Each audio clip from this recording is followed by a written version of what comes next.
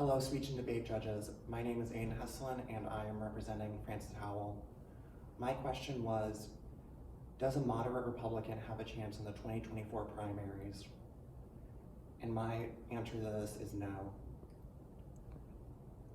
10 years ago, the Republican Party main principles were fiscal conservatism and social conservatism. It was only in 2007 that President George W. Bush endorsed a bipartisan immigration bill that would provide 12 million immigrants in the United States who were undocumented with a pathway to citizenship. The Republican Party now, this seems unthinkable. The truth be told, the Republican Party has now fell to a brand known as Trumpism, an odd brand and combination of populism and self-admitted nationalism, and of course, Donald Trump. And though he might not be able to run in 2024 due to age, or if he's impeached, being unable to legally run, it is undoubtable that the 2024 presidential candidate will be a follower of this brand of the Republican Party. This can be seen in the polling numbers for the approval ratings for Trump, the congressional election in 2020, and how Republican leadership has reacted to this new brand of conservatism. First, let's go to the polling numbers. A political poll found that even after the Capitol riots and the storming of the Capitol with the intention to kill some lawmakers, that Trump in the Republican Party still had a 75% approval rating. Now, many have accused Trump of fanning these flames by not conceding the election and saying that the elections were rigged.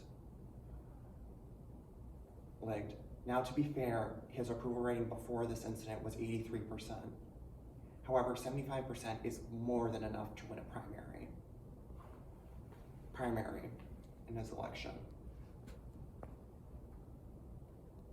Now, many may say that these 75%, some may go back to their old brand of conservatism and vote for a more traditional Republican candidate. However, I would not say that this is the case, as, like it or not, Trump has politicized a group of Americans who were previously not very politically active. A study from the Bipartisan Policy Institute found that only about a third of eligible voters will vote in a primary.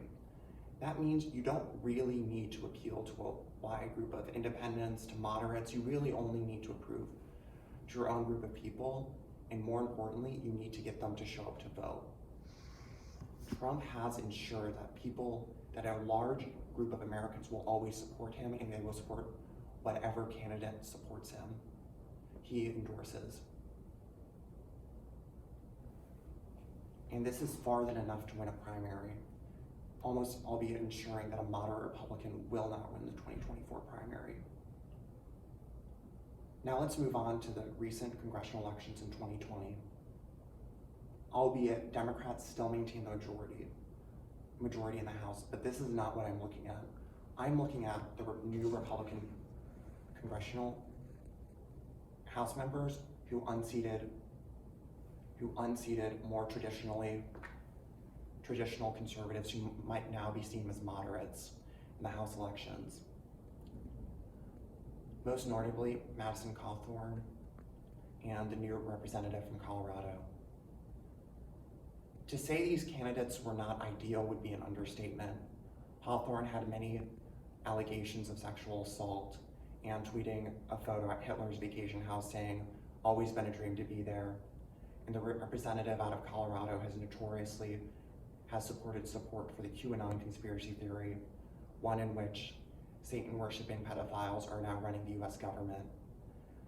This is concerning to any American, and it's a wonder that they were ever elected.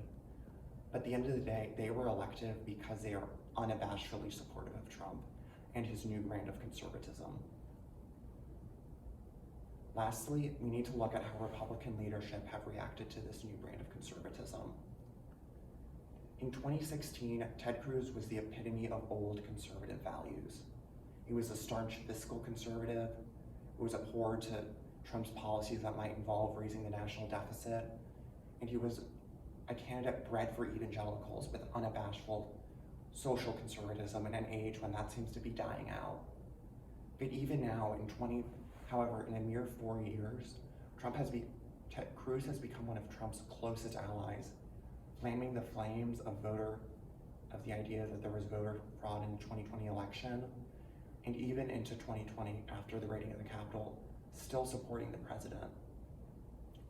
Some may say that Cruz has possibly had a change of heart since 2020, since his 2016 run, and that he's just abandoned these old conservative values. However, a far more likely situation is that Cruz sees how his party is turning, and he sees that it is turning into a candidate where his more traditional, moderate stances are dying out.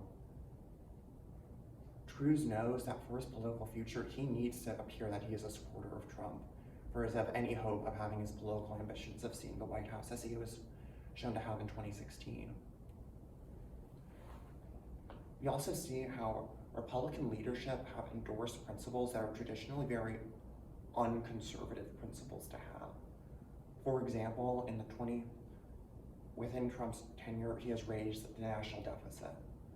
This is in stark contrast to the fiscal conservatives that have been championed by Republicans since Nixon's run in 1968. This ends an almost 60-year tradition of Republicans advocating for controlling of the national debt and to ensure the basic principle that the government is only spending money they have, not taking out loans. However, Trump seemed to have raised the deficit with ease, showing that Republican leadership knows that this brand of conservatism is running out. Their new brand is one of nationalism, not one of fiscal responsibility.